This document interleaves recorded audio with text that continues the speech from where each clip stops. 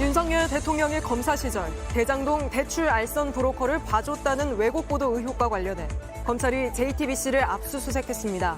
JTBC는 보도국과 서버에 대한 강제 수색은 받아들일 수 없다는 입장을 전하고 JTBC의 동의를 얻은 부분에 한해서 제한된 방식으로 관련 자료를 제출했습니다.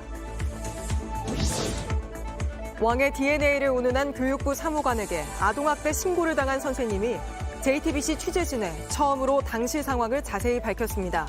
자신의 요청에도 열리지 않은 교권보호위원회는 혐의를 홀로 다 벗은 뒤에서야 열렸다고 말했습니다. 벌써부터 저를 미리 범법자로 좀 여기는 느낌이었고, 그 당시에는 그 부분에 있어서 매우 소극적이었고 그랬던 상황이었습니다. 서현역 흉기 난동범 최원종의 첫 재판이 열렸습니다. 법정에 나온 최원종을 본 유족들은 눈물을 흘리며 엄하게 처벌해달라고 요구했습니다. 딸아이 겨우 20살인데 인생을 완전히 떼어잡았어요. 그 인생을 저 범인한테 맞바꿀 수는 없잖아요. 외국인 관광객들이 끊임없이 찾아오는 이곳 서울 명동입니다. 외국인 관광객들이 늘면서 덩달아 이렇게 불법 정차를 하는 버스들도 늘어났는데요. 관광객들은 더 많아질 텐데 여전히 준비가 안 된 모습을 잠시 후 밀착 카메라에서 전해드립니다. 시청자 여러분, JTBC 뉴스룸을 시작하겠습니다. 대장동 허위 보도 의혹과 관련해 특별수사팀을 꾸린 검찰이 오늘 서울 JTBC 본사를 포함한 여러 곳을 동시다발적으로 압수수색했습니다. JTBC는 검찰에 언론사 취재 공간에 대한 강제 수색은 받아들일 수 없다는 입장을 전했고, JTBC가 동의한 부분에 한해서 제한된 방식으로 관련 자료를 제출했습니다. 먼저 연지환 기자입니다. 검찰이 압수수색에 나선 곳은 서울 상암동 JTBC 본사입니다. 지난해 2월 21일 보도와 관해서입니다. JTBC는 이날 2011년 윤석열 당시 검사가 박영수 변호사의 요청으로 대장동 대출 브로커 조우영 씨의 수사를 무마해줬다는 의혹을 보도했습니다. 검찰은 당시 이 기사를 쓴 봉지욱 기자가 윤석열 검사를 만난 적 없다는 조우영 씨의 진술서를 확보하고 조 씨의 입장도 확인했지만 기사에 반영하지 않은 배경을 확인하고 있습니다. 검찰은 정보통신망법상 명예훼손 혐의를 적용했습니다. 공 기자는 지난해 10월 JTBC를 퇴직해 뉴스타파로 자리를 옮겼습니다. JTBC는 검찰에 내밀한 취재 자산이 포함된 언론사 사무공간에 대한 압수수색은 수용할 수 없다는 입장을 전달했습니다. 압수수색은 검찰이 자료를 요청하면 JTBC 내부 논의를 거쳐 보도국 밖의 공간에서 제출하는 방식으로 진행됐습니다. 검찰은 자료 분석을 마치는 대로 봉 기자를 피의자 신분으로 불러 조사할 계획입니다. JTBC 연지환입니다. 네, 바로 서울중앙지검에 나가 있는 취재기자 연결해 수사 상황 좀 더 알아보겠습니다. 자, 박병현 기자, 오늘 또 어디를 압수수색했습니까?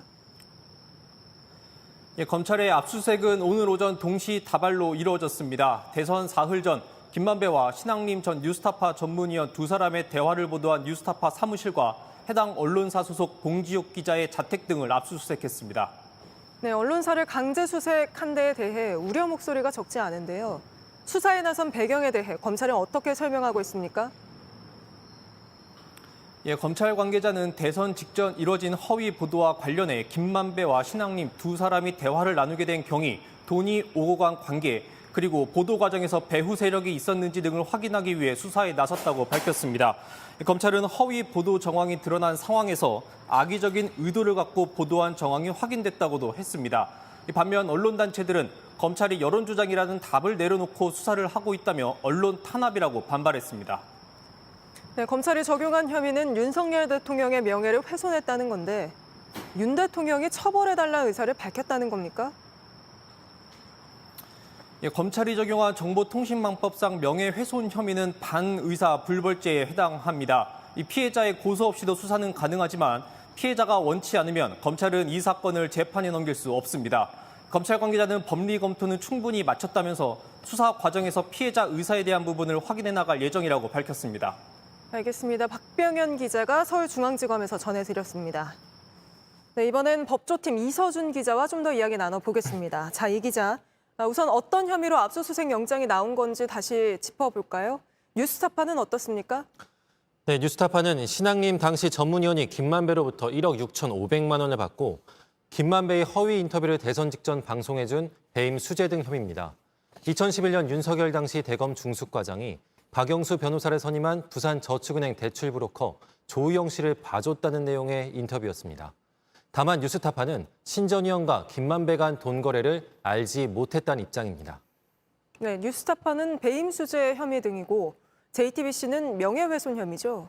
네, 혐의가 다릅니다. JTBC는 지난해 2월 윤석열 대통령이 검사 시절 대장동 대출브로커 조우영 씨의 수사를 무마해줬다는 의혹을 보도했습니다. 검찰은 정보통신망법상 명예훼손 혐의로 압수수색 영장을 발부받아 그 보도 경위를 확인하겠다는 겁니다. JTBC는 진상조사 과정에서 중요한 진술 누락과 일부 왜곡을 확인하고 시청자분들께 사과한 바 있습니다. 네, 오늘 JTBC 본사에 대한 압수수색이 어떻게 진행됐는지도 자세히 전해주시죠. JTBC 보도국 기자들의 업무 공간 또 취재 자료가 담긴 서버에는 이번 사건과 무관한 내밀한 취재 자산과 취재원의 정보가 고스란히 들어 있습니다. 이 부분에 대한 압수수색은 받아들일 수 없다는 것이 JTBC의 입장이고 검찰도 이를 받아들였습니다. 압수수색은 JTBC의 동의를 얻은 부분에 한해서 제한적으로 진행됐습니다. 검찰도 언론의 자유와 기능, 취재권을 고려해 필요 최소 범위에서 압수수색을 진행했다는 입장을 밝혔습니다. 네, 저희가 이미 자체 진상조사를 진행하겠다고 밝혔고 또 실제로 계속 진행되고 있죠. 네, 문제가 된 해당 보도의 취재 자료 전반을 분석하고 이런 보도가 나간 원인 역시 조사하고 있습니다. 조사가 마무리되는 대로 그 결과도 설명할 예정입니다. 네, 이서준 기자였습니다. 다음 소식입니다. 왕의 DNA를 운운한 교육부 사무관에게 아동학대 신고를 당했던 선생님이 처음으로 저희 JTBC에 당시 당했던 일을 자세히 털어놨습니다. 선생님은 신고를 당한 뒤 억울한 마음에 교권보호위원회를 열어달라 요청했지만 받아들여지지 않았고 8개월 뒤 홀로 혐의를 다 벗고 난 뒤에야 교보위를 열어줬다고 말했습니다.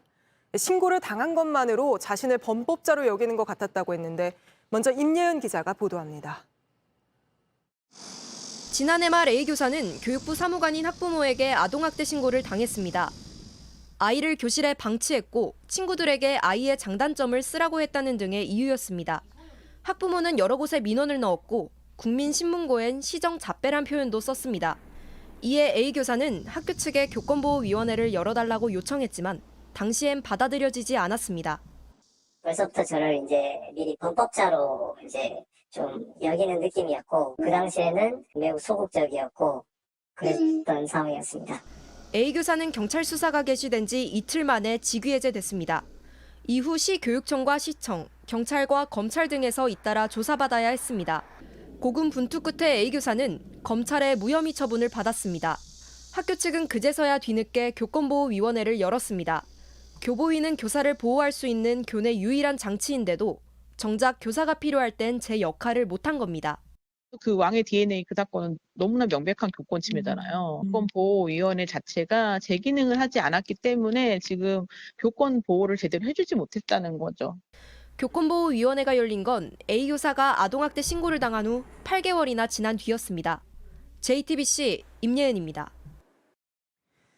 왕의 DNA 사건이 세상에 알려지자 이 사무관은 언론을 통해 사과문을 발표했습니다. 하지만 정작 선생님한텐 따로 사과한 게 없다고 합니다. 선생님은 최근 대전에서 세상을 등진 교사가 겪었던 상황과 자신의 상황이 너무나 닮아 있어 이제는 바뀌어야 한다는 생각에 목소리를 내기로 결심했다고 말했습니다. 계속해서 성화선 기자가 보도합니다. A 교사는 약 1년 동안 아동학대 누명과 홀로 싸워야 했습니다.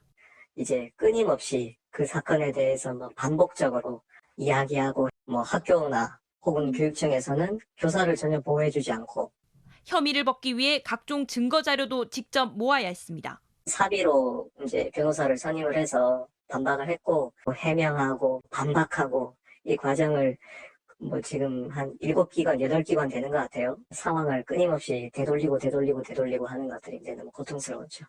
이틀 만에 이뤄진 직위 해제는 갑작스러웠습니다. 뜬금없이 11월 9일 날 공문이 왔는데 그게 끝이에요. 그냥 아주 손쉽게 금방 해서 일사천리로. 당시 교권보호위원회 개최 요구는 받아들여지지 않았습니다. 교감선생님께서는 이제 제가 아동학대로 신고를 받은 상황이라 권보위원회 이를 여는 게 여의치가 않고 교육청에서도 아마 동의하지 않을 거라는 말. 직위 해제를 취소하는 과정도 쉽지 않았습니다. 경찰로부터 이제 무혐의 통지서를 받았어요. 그 교육청은 경찰이 무혐의했다는 것을 인지를 한 상태였죠.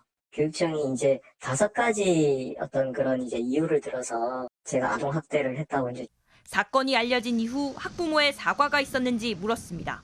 개인적으로 사과를 하지 않았고요. 기자들한테 뭐 입장문 배포했잖아요. 그 입장문을 그대로, 입장문 내용 그대로 서면 사과문이라고 해서 우리 학교 교권보호위원회에 제출을 했어요. A 교사는 마지막으로 이렇게 당부했습니다. 선생님 혼자 모든 일을 다 책임져야 되는 이 제도가 좀 바뀌고 좀 우리 좀 교육 공동체로서 그 아이들이 건강하게 자랄 수 있도록. JTBC 성화선입니다. 이런 가운데 대법원에서 처음으로 학부모가 담임 선생님을 바꿔달라고 반복적으로 요구하는 건 교권 침해라는 판단이 나왔습니다. 수업 시간에 장난친 학생 이름을 칠판에 적고 청소를 시켰다는 이유로 담임을 바꿔달라고 지속적으로 요구한 사건에서였습니다. 여도현 기자입니다. 지난 2021년 초등학교 2학년 자녀를 둔 A씨는 담임교사를 바꿔달라고 학교에 지속적으로 요구했습니다. A씨의 자녀는 수업 시간 중 페트병을 갖고 놀며 수업을 방해했는데 담임교사가 벌점을 표시하는 칠판에 이름을 적고 방과 후 청소를 시켰기 때문입니다.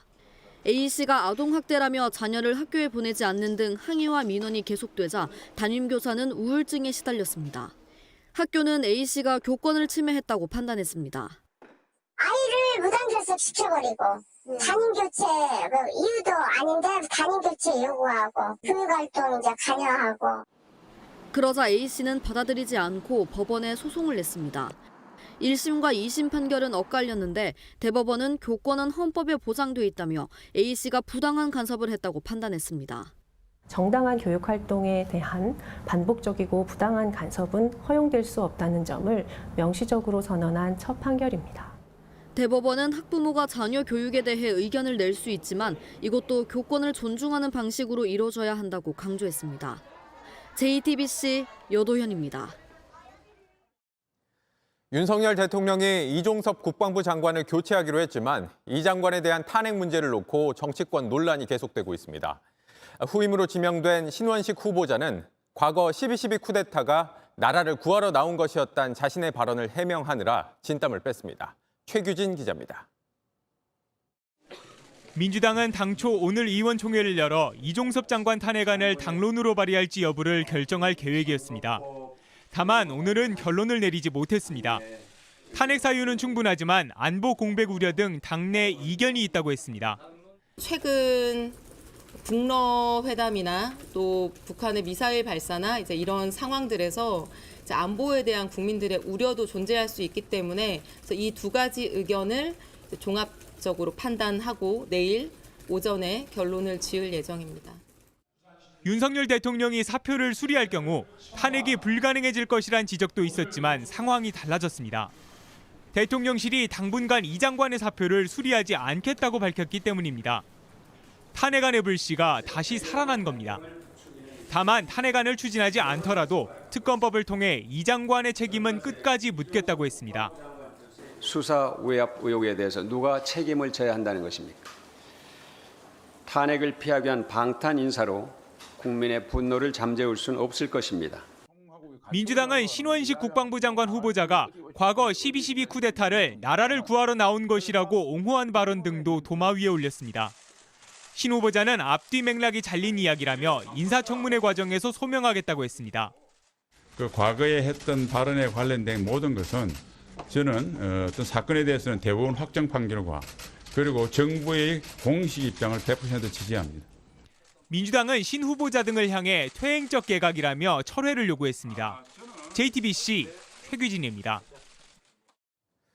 육군 사관학교가 홍범도 장군 흉상을 이전하겠다고 공식 발표하면서 논란이 이어지고 있습니다. 그런데 JTBC 취재 결과 육사는 공식 발표 전에, 그러니까 이전할지 말지 검토 중이라던 시기에 이미 흉상을 교내 밖으로 옮기려 트럭까지 준비했던 것으로 확인됐습니다. 김민관 기자가 취재했습니다. 이종섭 국방부 장관이 육사에 있는 홍범도 장군 흉상 문제를 처음 꺼내든 건 지난달 25일이었습니다. 장교를 양성하는 그 기관에 공산주의 활동 경력이 있는 사람들이 있어도 되느냐 이런 문제도 있었고 여러 가지 논란이 있기 때문에 기념물 정비하는 기회에 정리를 좀 하려고 하는. 이 발언으로 흉상 철거 논란이 거세지자 국방부는 사흘 만에 해명에 나섰습니다. 누구를 남기고 누구를 옮기고 하는 것은 육사가 지금 지난해부터 지금 검토해오고 있는 것이고 아직 그것이 세부적인 방안이 결정되지는 않은 거죠. 하지만 JTBC 취재 결과 이 장관의 국회 발언 하루 전날 육사는 이미 흉상 이전 준비를 모두 마쳤던 것으로 확인됐습니다. 독립기념관에 내일 흉상을 이전하겠다고 통보까지 한 것으로 전해졌습니다. 군 관계자는 육사가 트럭을 이용해 흉상을 옮길 준비까지 마친 상황이었다고 말했습니다. 하지만 독립기념관은 사전에 전달받은 내용이 없다면서 이전을 거부했습니다.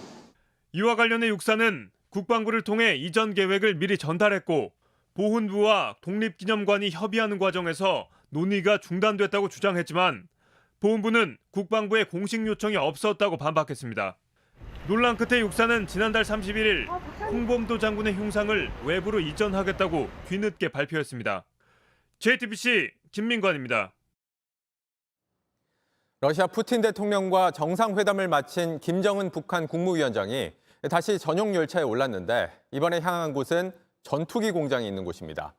김 위원장은 이어서 태평양 함대까지 방문할 예정인데 러시아를 등에 업고 군사력을 키우겠다는 의도로 보입니다. 블라디보스토크에서 박성훈 특파원이 보도합니다. 당초 푸틴 대통령은 김 위원장이 비행기를 타고 갈 것이라고 언급했지만 김 위원장은 다시 전용 열차로 보스토치니 우주기지를 떠났습니다. 북한 조선중앙통신은 김 위원장이 열차를 탄 사진을 실으며 이 같은 사실을 확인했습니다. 김 위원장은 어젯밤 만찬을 마친 뒤 동쪽으로 약 1200km가량 떨어진 콤스몰스크 나아무레시로 향했습니다. 이곳은 러시아의 대표적인 첨단 전투기인 수-52를 비롯해 민간 항공기도 만드는 산업도시입니다. 김 위원장의 아버지인 김정일 전 국방위원장도 2002년 이곳을 방문해 전투기 공장을 둘러본 적이 있습니다.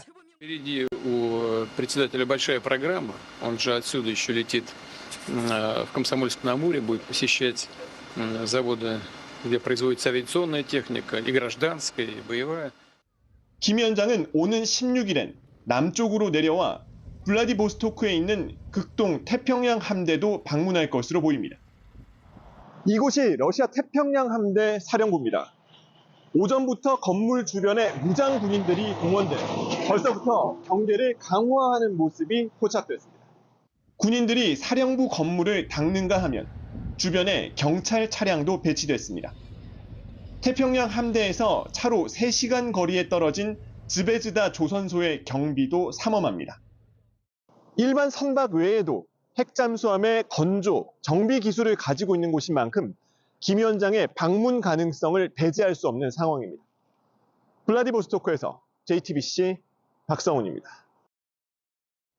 네, 그럼 이번엔 북한과 러시아의 밀착 행보 정재윤 기자와 좀 더 짚어보겠습니다. 자, 정 기자, 북러 정상회담 결과가 구체적이진 않지만 지금까지 나온 걸 평가를 해보면 어느 쪽이 좀 더 챙겨갔다라고 볼 수 있습니까? 네, 일단 푸틴 대통령이 내민 선물 보따리가 더 크다라는 분석이 많습니다. 네. 일단 대표적인 게 북한의 인공위성 기술을 제공하기로 한 점인데요. 푸틴 대통령은 북한이 인공위성을 개발하는 데 도움을 줄 거라는 현지 기자들의 질문에 우리가 여기에 온 이유다 이렇게 직접적으로 대답하기도 했습니다.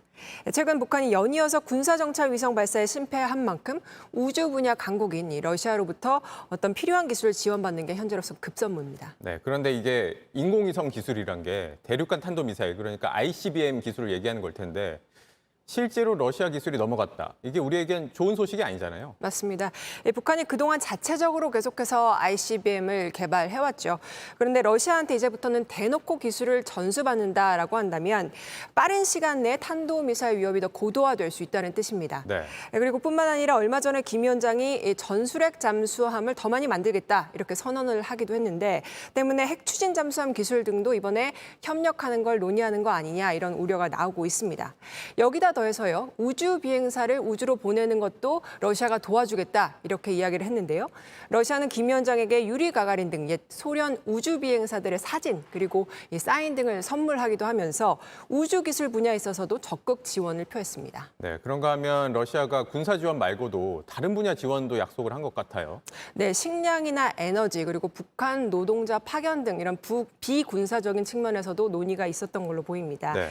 푸틴 대통령은 김 위원장과의 만찬 후에 농업 분야에서도 북한에 무언가를 제공할 수 있을 것이다 이렇게 밝혔습니다. 그런데 뭐 식량이라든지 노동자 파견이라든지 이런 것들은 유엔에서 대북 제재로 북한에 지원하면 안 된다 이렇게 규정하고 있는 것들인데 러시아는 유엔의 상임 이사국이잖아요. 그런데도 이렇게 유엔 제재를 깨버리면 안 되는 거 아닙니까? 맞습니다. 이 대북 제재에 동참한다고 하고 스스로 깬다면 명분도 없고요. 또 국제사회에서 어떤 압박과 그만큼 비난도 더 심해지겠죠. 네. 그래서 푸틴 대통령도 좀 부담스러울 수밖에 없는 그런 상황인데요. 이를 의식한 듯한 발언을 했습니다. 한번 들어보시죠. 네. Ну, есть уже определенные ограничения. Россия все эти ограничения соблюдает, но есть вещи, о которых мы, конечно, можем говорить, мы обсуждаем, думаем об этом. 네, 일단 유엔 제재를 좀 지키면서도 그 틀 안에서 북한과 군사기술 협력이 가능하다 이런 취지로 말한 겁니다. 하지만 유엔 제재 틀 안에서 북한과 어떤 무기 거래를 한다는 것 자체가 좀 불가능하기 때문에 실질적으로 구체적인 거래 내용은 좀 더 지켜봐야 할 것 같고요. 당장 이 대통령실은 NSC를 열고 북러가 안보리 결의를 위반하고 우리 안보를 위협하는 그런 어떤 행위를 한다고 하면 분명한 대가가 따를 것이다 라면서 특히 안보리 상임 이사국인 이 러시아의 책임이 더욱 무겁다라는 걸 강조했습니다. 네, 여기까지 듣겠습니다. 정재윤 기자였습니다. 자, 다음 소식입니다. 여성 영무원이 스토킹에 시달리다 자신의 일터인 지하철 신당역에서 변을 당한 지 1년이 됐습니다. 오늘 하루 신당역에 추모의 발길이 이어졌습니다. 현장을 연결해 보겠습니다. 자, 김한수 기자, 조금 전까지 추모제가 진행이 됐죠? 네, 추모제는 이곳 신당역 10번 출구 앞에서 열렸습니다. 고인의 직장 동료 100여 명은 지난 1년 동안 이 사건을 한시도 잊지 못했다고 말했습니다.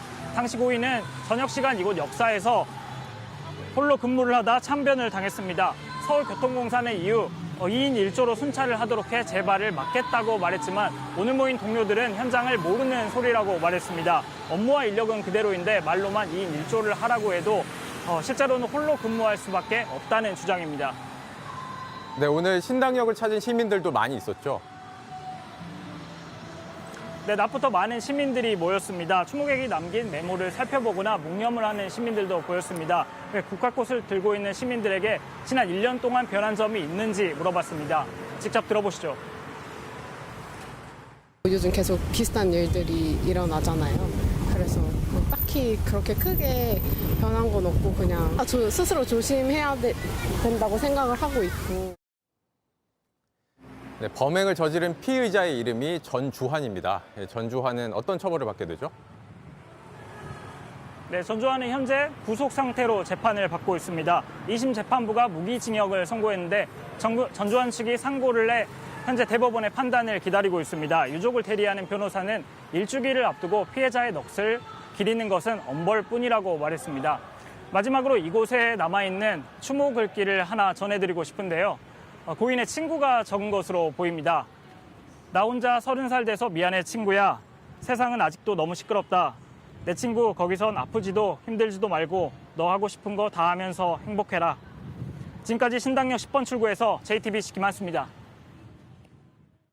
네, 그런가 하면 서현역 흉기 난동 사건을 벌인 최원종의 첫 재판이 열렸는데 변호인이 기록을 다 못 봤다는 이유로 17분 만에 끝났습니다. 유족들은 최원종을 향해 분노를 쏟아내며 강력한 처벌을 촉구했습니다. 박현주 기자입니다. 최원종은 짧은 머리에 갈색 수의를 입었습니다. 지난달 3일 분당 서현역 앞에서 차로 사람을 들이받고 흉기를 휘둘렀습니다. 2명이 사망하고 12명이 다쳤습니다. 최원종이 첫 재판을 받으러 들어가는 모습입니다. 줄곧 심신미약을 주장해온 최원종. 검찰은 상당한 학업 능력을 갖췄다며 반박했습니다. 오늘 재판은 17분 만에 끝났습니다. 최원종이 선임한 변호인이 기록을 못 봤다는 게 이유였습니다. 재판을 끝내고 나오는 길, 피해자 가족들은 소리 질렀습니다. 사과만 없으세요? 들고 있던 핸드폰을 던졌습니다. 최원종이 호송차를 타고 떠난 뒤 유족들은 울었습니다. 생일 축하합니다. 사랑하는 어린애미. 60대 여성 이희남 씨는 사건 사흘 만에 숨졌습니다. 이 씨를 첫사랑이자 멘토로 불렀던 남편은 아직 현실을 받아들이지 못합니다. 지금은요, 침대에 가면은 혼자잖아요. 너무나 허무해가지고 제 안에 베개를 껴안고 잡니다. 그거 없으면 잠을 잘 수가 없어요. 한 달 동안 의식이 없다가 결국 숨진 20살 김혜빈 씨 가족들은 강한 처벌을 촉구했습니다. 딸아이 겨우 20살인데 인생을 완전히 빼앗아갔어요. 가족들은 왜 이런 아픔을 겪어야 하는 건지 여전히 이해할 수 없습니다. JTBC 박현주입니다. 일본이 후쿠시마 원전 오염수를 방류하면서 우리로선 안 써도 될 세금을 계속 쓰고 있습니다. 오염수 방류에도 우리 바다 안전하다는 홍보에 쓰인 돈, 지금까지 파악된 것만 17억 원에 달합니다. 식약처도 유튜브 광고 만들고 홍보하는 데 4억 원 넘게 들였는데 정재우 기자가 취재했습니다. 일본 후쿠시마를 포함한 인근 8개 현의 수산물은 대한민국에 수입될 수 없습니다. 오염수 방류 닷새 후 식품의약품안전처가 유튜브에 공개한 광고입니다. 또 다른 영상에선 수입 수산물의 방사능 수치가 안전하다고 광고합니다. 이 두 편의 영상을 홍보하는데 4억 2천만 원의 예산이 들어갔습니다. 영상은 1,000만 회 넘는 조회수를 기록했는데 댓글엔 우리 정부가 이런 광고까지 해야 하냐, 원산지를 속일 경우엔 어떻게 하냐는 비판과 우려의 목소리도 달렸습니다. 당초 우리 정부가 오염수 홍보에 썼다고 알려진 돈은 약 10억 원. 하지만 취재 결과 이 식약처 영상을 포함해 지금까지 파악된 돈만 16억 8천만 원이 넘습니다. 이외에도 영상 제작비 등도 별도로 들어갔습니다. 문제는 국민적 공감대 없이 예산이 계속 늘어나고 있다는 점입니다. 국민이 오염수 방류를 걱정하는 상황에서 정부 홍보 예산이 계속해서 늘고 있는 상황입니다. 왜 국민 혈세로 일본 정부를 홍보하고 있는지 납득할 수가 없습니다. 정부는 오염수에 대한 불안을 괴담으로 치부하는 책자를 만들어 KTX 등에 비치했는데 조만간 열차 안에서 우리 바다는 안전합니다란 광고 영상도 틀 계획입니다. JTBC 정재우입니다. 요양원에서 지내던 60대 남성이 몇 달 사이 수술을 받아야 할 정도로 상태가 갑자기 나빠졌습니다. 수술을 한 대학병원에서 꼭 먹어야 할 약을 안 먹은 것 같다에 알아보니 정말로 5달 동안 못 먹은 걸로 드러났습니다. 자녀들의 항의에 요양원은 순환진료원의 의사가 처방한 대로 줬다. 의사는 여러 요양원에 돌다 보니 실수할 수도 있다는 식이었는데 이승원 기자가 취재했습니다. 요양원에 있던 66살 아버지는 지난 4월 갑자기 상태가 나빠졌습니다. 소변에 피가 섞여 나오고 호흡곤란이 와서 대학병원으로 옮겼습니다. 너무 상태가 심각해서 그쪽 요양원에서는 그 암 환자들이 붙이는 그 마약 패치가 있대요. 그거를 배에다가. 신장 결석 수술을 받았고 폐혈증과 폐렴이 왔습니다. 지난 2021년 12월부터 요양원 생활을 했는데 그동안 내내 건강이 나쁘지 않았습니다. 지난해 말부터 갑자기 야위더니 몇 개월 사이 상태가 급격히 나빠진 겁니다. 대학병원 의료진은 꼭 먹어야 하는 약이 빠진 것 같다고 했습니다. 아빠, 몸 어때요? 힘들어? 자녀들은 요양원에 그동안 투약 기록을 요청했습니다.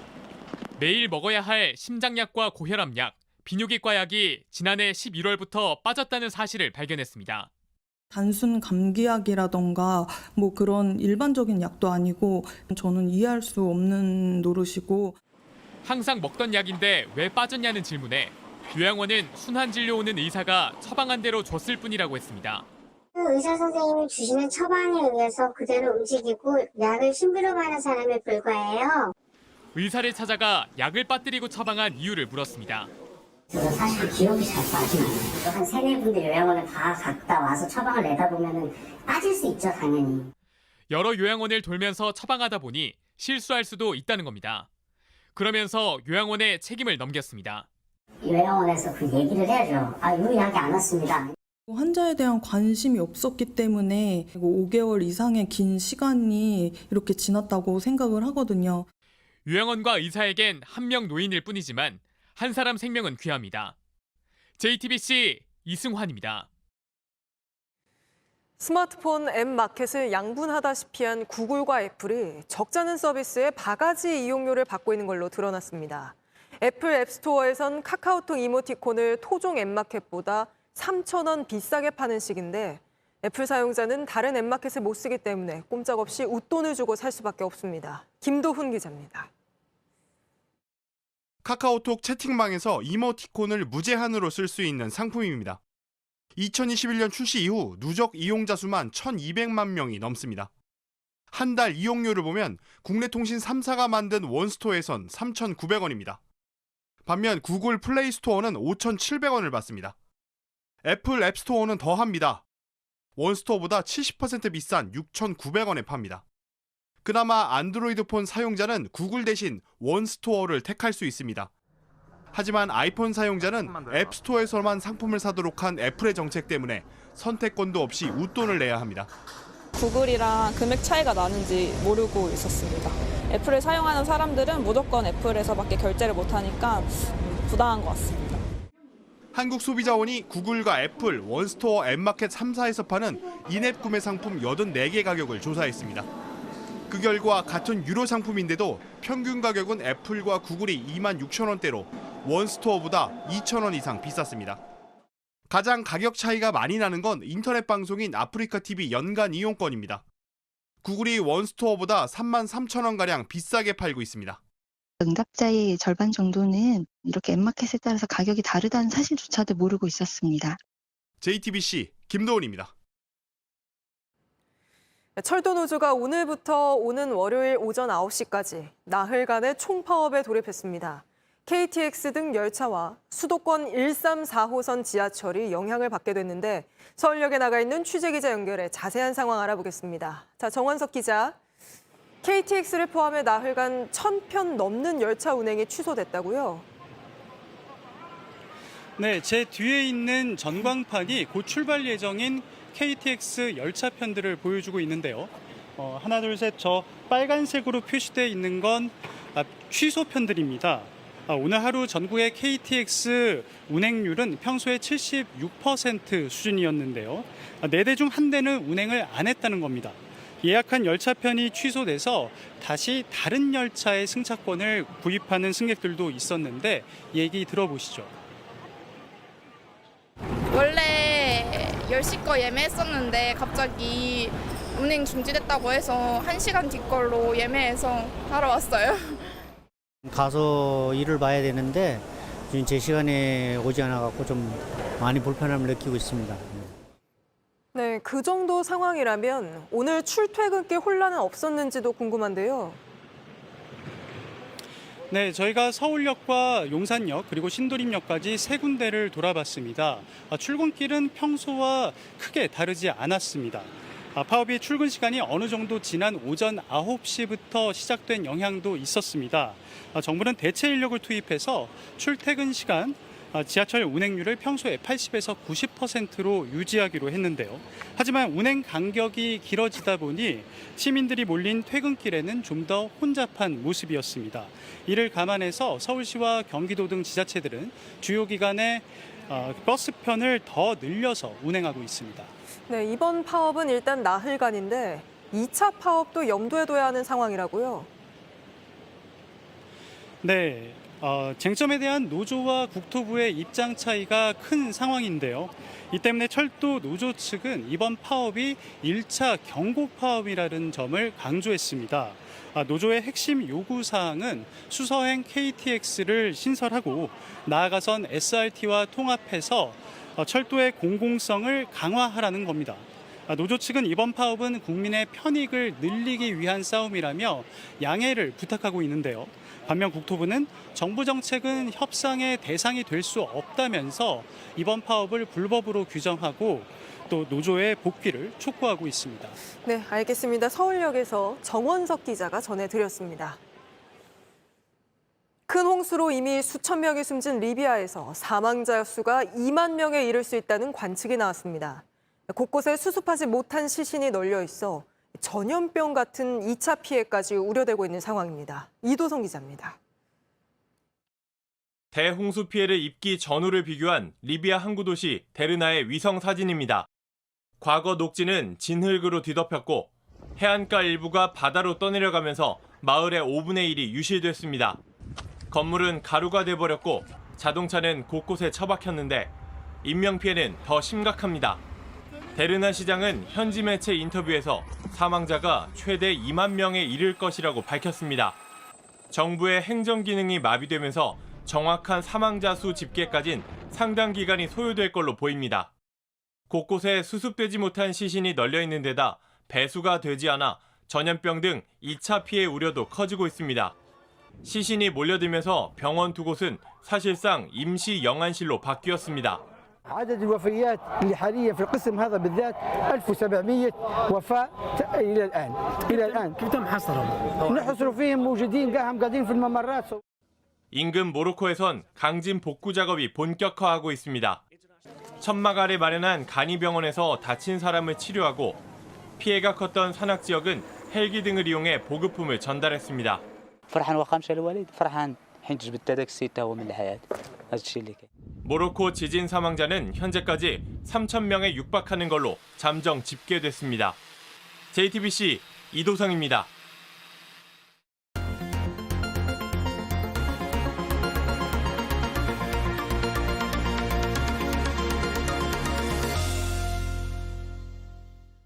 서울시가 최근 관광객 3천만 명을 끌어모으겠다고 목표를 세웠는데 제대로 준비하지 않는다면 구호로만 그치겠죠.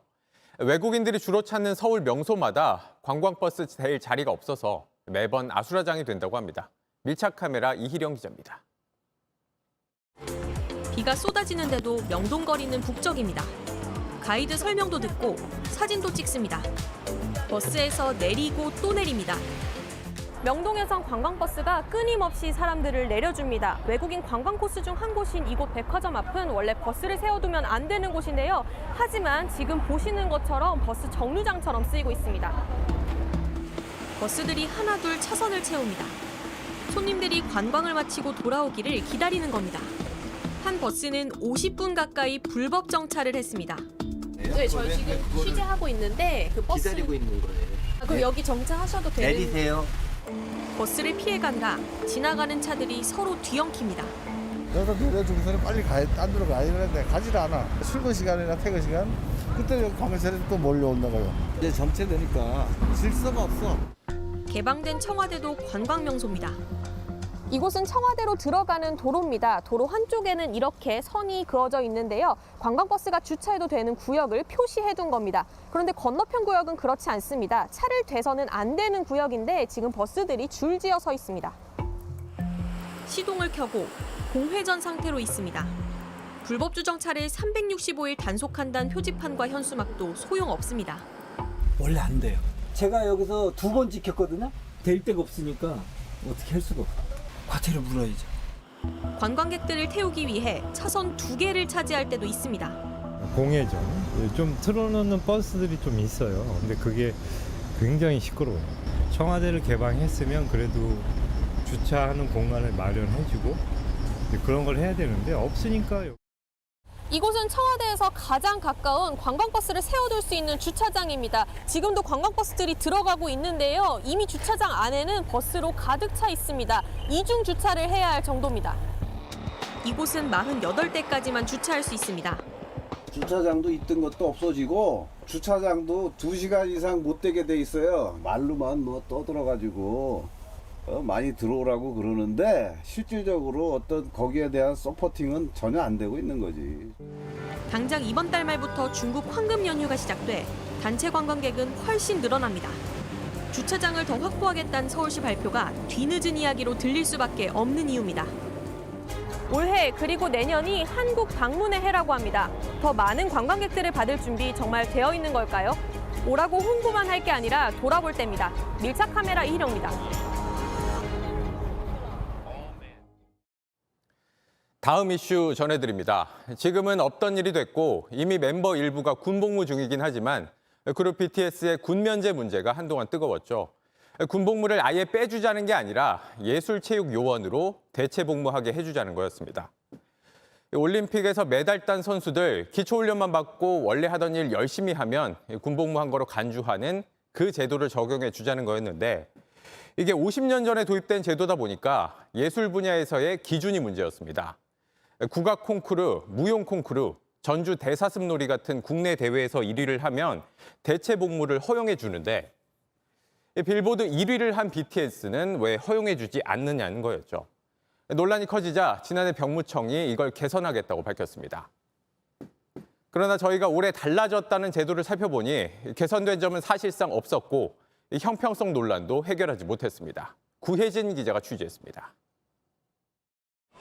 예술요원 제도 개편이 필요하다는 목소리는 BTS의 군입대를 계기로 터져나왔습니다. 지금 현재 42개의 지금 병역을 대체 복무로 해주는 게 많이 있거든요. 왜 순수 예술은 되고 팝 음악은 왜 안 되지요? 매년 20여 명 정도가 예술요원으로 병역 특례를 받는데 순수예술 종사자만 병역 특례를 받을 수 있는 데다 이마저도 국내 개최 대회에 쏠림 현상이 나타난다는 겁니다. 지난해 문화체육관광부 내부에서는 대대적으로 제도 개편이 논의됐습니다. 심사위원 뇌물수수 의혹으로 대통령상 자격이 일시적으로 박탈됐던 전주 대사슴놀이 등을 특례 대상에서 제외하고 무늬만 국제대회의 특례를 줄이는 방안 등도 거론됐습니다. 하지만 올해 1월부터 병역 특례 대상에서 6개 예술대회가 제외되는 데 그쳤습니다. 수성으로 예술요원 특례를 받을 수 있는 대회는 당초 42개였지만 36개로 줄었습니다. 하지만 지난 5년간 이 6개 대회에서 수상해 병역 특례를 받은 사람은 한 명도 없었습니다. 병역 특례자가 줄지 않는 보여주기식 정비였던 셈입니다. 그 결과 올해도 예술요원으로 병역을 수행한 11명 중 9명은 국내 대회 수상자였습니다. 신청자조차 전혀 없는 6개 대회만 정비를 하고 정작 필요한 대중문화예술인에게는 적용조차 되지 않는 그런 특혜의 제도를 유지하고 있는 것이죠. 병무청과 문체부는 기준에 부합하지 않는 대회를 제외한 결과라며 현재로서는 예술요원 관련 제도 개선을 더 진행할 계획은 없다고 밝혔습니다. JTBC 구혜진입니다. 한 어린이집 교사가 학부모로부터 변이 묻은 기저귀로 얼굴을 맞았다고 밝히면서 논란이 일었습니다. 비난이 쏟아지자 학부모 측은 교사가 아이를 학대하고 제대로 돌보지 못했다고 주장했습니다. 정영재 기자입니다. 얼굴에 변이 묻은 어린이집 교사입니다. 학부모가 던진 기저귀에 맞았습니다. 아동학대로 고소당해 사과를 하러 갔다 당한 일입니다. 교사는 불안증이 심해 병원에 입원했습니다. 지금은 현실상 적응을 못해요. 한 말만 계속 되뇌이고 똑같은 일을 반복하고 있고. 남편이 피해를 알리며 교사를 보호하는 제도를 만들어달라고 호소했고 3만 2천 명 넘게 동의했습니다. 논란이 커지자 가해 학부모도 해명에 나섰습니다. 기저귀를 던진 것 자체는 사과했습니다. 멘트되고 반성도예요. 사람으로서는 해서는 안 될 행동이긴 한데.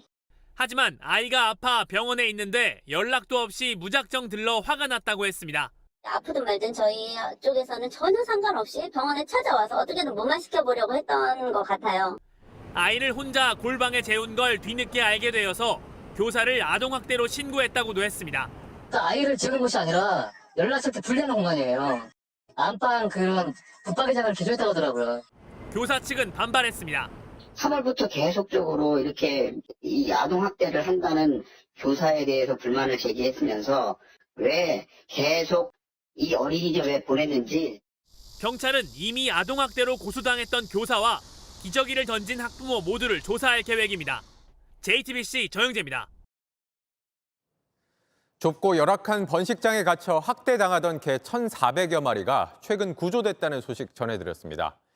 그런데 현직 경찰관이 이 번식장 운영에 참여하며 한 달에 500만 원 넘는 수익을 챙겼던 것으로 드러났습니다. 이은진 기자입니다. 좁은 방 철제 우리에 말티즈와 포메라니안 개들이 빼곡히 갇혀 있습니다. 바닥엔 배설물과 먹이가 뒤섞여 굴러다니고 냉장고를 열었더니 개 사체가 나옵니다. 임신 출산을 반복한 개들은 눈물 자국이 가득합니다. 지난 1일 적발된 1,400마리 규모 번식장, 이른바 강아지 공장입니다. 그런데 이 번식장 운영자 가운데 현직 경찰관이 있었습니다. 서울 강남경찰서 소속 변모 경사입니다. 지난 2021년 5월부터 1년 넘게 이사로 이름을 올렸습니다. 근무표를 보면 일주일에 3-4번씩 번식장에 출근했습니다. 동물병원을 오가며 개들을 번식시켰습니다. 자신이 관리하는 개가 팔릴 때마다 배당금을 받았습니다. 칸칸 밖에 사람의 이름이 써져 있었어요. 그 괄호치고 변 이런 식으로 변이사의 이름은 정말 많은 곳에서 발견이 됐어요. 많이 벌 땐 한 달 500만 원 넘게 벌었습니다. 번식장이 있는 경기 남부청으로 전출 신청을 하기도 했습니다. 동료들은 전혀 몰랐다고 했습니다. 변 경사에게 번식장을 운영한 게 적절했는지 물었지만 일체 답하지 않았습니다. 경찰은 변 경사의 겸직 행위가 문제 있다고 보고 감찰을 시작했습니다. JTBC 이은진입니다. 도로에서 고개 운전을 하던 오토바이 폭주족이 제지하려는 순찰차에 폭죽을 쏘며 달아났습니다. 붙잡고 보니 모두 10대였고 대부분 고등학생이었습니다. 구석찬 기자입니다. 어두운 도로에 둘씩 탄 오토바이가 달리고 경찰차는 뒤를 쫓습니다. 정지 명령에도 속도를 줄이지 않고 차선을 오갑니다. 경찰차가 따라붙자 운전석을 향해 폭죽을 쏘기 시작합니다. 불꽃이 유리로 날아들고 차체에 맞고 튀어나갑니다. 춤을 추며 조롱하고 비틀비틀 고개 운전을 합니다. 급정거해 경찰차 앞을 막아서기도 합니다. 경찰차 한 대가 지원에 나섰지만 발길질 하듯이 약올립니다. 20분 넘게 120차례 신호위반과 중앙선 침범 등 무법 운전을 이어갔습니다. 두 대가 쫓아가가지고 옆을 가로막아서 이렇게 오토바이를 놔두고 버려두고 도망가는 피의자를. 경찰은 이 가운데 한 명을 겨우 잡았습니다. 조사 과정에서 입을 열지 않았고 통신 수사 끝에 나머지를 차례로 검거했습니다. 13명을 잡았는데 모두 10대였고 12명이 고등학생이었습니다. 재미로 그랬다며 반성한다고 진술했습니다. 경찰은 불구속 상태로 검찰에 넘겼습니다. JTBC 구석찬입니다. 오늘 저녁 7시 50분쯤 이재명 민주당 대표의 국회 단식 농성장에서 이 대표의 지지자 김모 씨가 흉기를 휘둘렀습니다. 김 씨는 농성장 앞에서 고성을 지르다 이를 말리고 자리를 옮기라고 하던 여경 2명에게 흉기를 휘둘렀습니다. 여경들은 팔과 손등 등을 다쳐 병원으로 옮겨졌고 김 씨는 현장에서 체포됐습니다.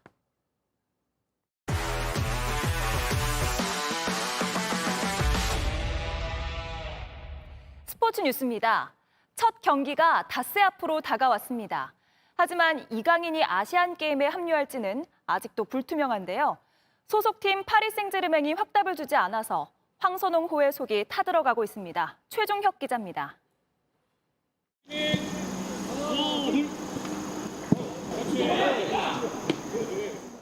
클린스만호에 차출돼 웨일스전에 뛴 뒤 곧장 귀국길에 오른 홍현석도 와일드카드 주장 백승호도 막바지 담금질에 나선 대표팀 분위기는 밝았지만 감독에게선 깊은 한숨이 터져나왔습니다. 저도 좀 답답합니다. 개인적으로 강인이와는 소통을 하고 있는데 합류 시점이 빨리 결정이 돼야 여러 가지 플랜을 좀 짤 수 있기 때문에 그런 부분들이 좀 답답함을 좀. 파리 생제르맹은 이강인의 훈련 복귀 소식은 전했는데 부상에서 회복은 어느 정도 된 것 같은데 컨디션 문제가 아닌가 이렇게. 아시안게임엔 쉽게 내주지 않으려는 배경에 다른 이유가 감지됩니다. 여러 가지 조건들을 좀 내세우는 것 같습니다. 1월 달에 아시안컵 예선전이 될 수도 있고.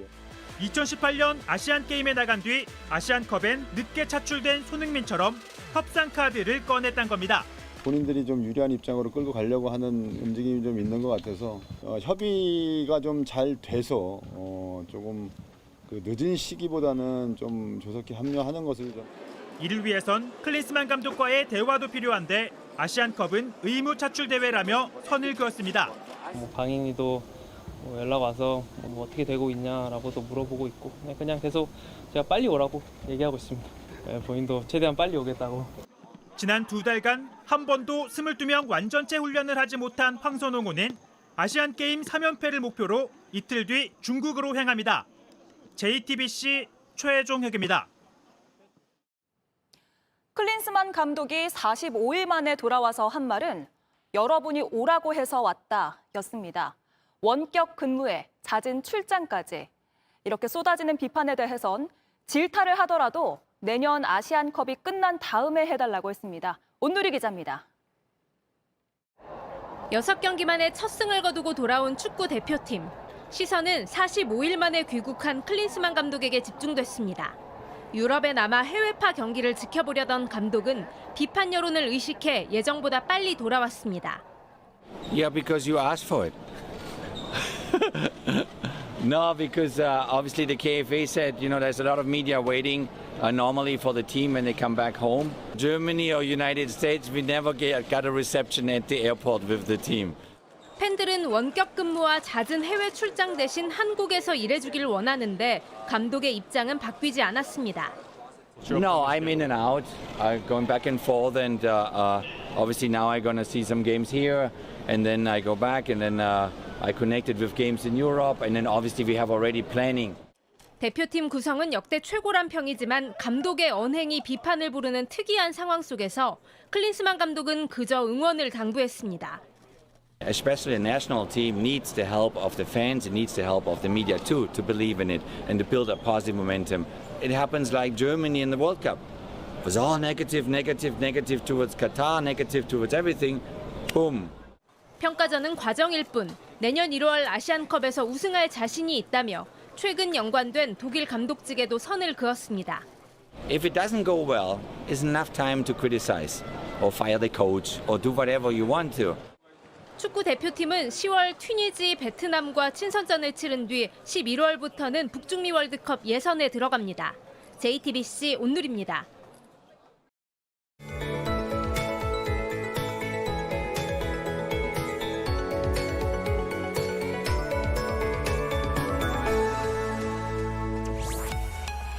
오늘 수도권과 강원 영서를 제외하고 비가 오락가락 이어졌습니다. 여전히 영동과 남부지방은 산발적으로 비가 내리고 있는데요. 내일은 다시 전국적으로 비가 시작되겠습니다. 모레까지 대부분 지역에 10에서 60mm가 예상되는 가운데 호남 내륙은 최고 100mm까지도 내리겠고요. 120mm로 가장 많은 비가 내리는 전라 해안과 영동은 호예비특보까지 내려져 있습니다. 시간당 20에서 40mm의 세찬 비가 예상돼서 각별한 주의가 필요하겠습니다. 내일도 전국이 흐리겠고 비가 내릴 때는 돌풍과 천둥 번개가 동반되겠습니다. 내일 아침 기온 서울 22도, 대구 21도 예상되고요. 낮 기온은 서울 25도, 대전 26도, 창원 29도가 예상됩니다. 비는 주말까지 길게 이어지겠습니다. 주 초반 수도권에 또 한 번의 비 소식이 있겠고요. 이후 기온이 떨어지며 초가을 날씨를 되찾겠습니다. 날씨였습니다. 뉴스룸 저희가 준비한 소식은 여기까지입니다. 시청해주신 여러분 고맙습니다.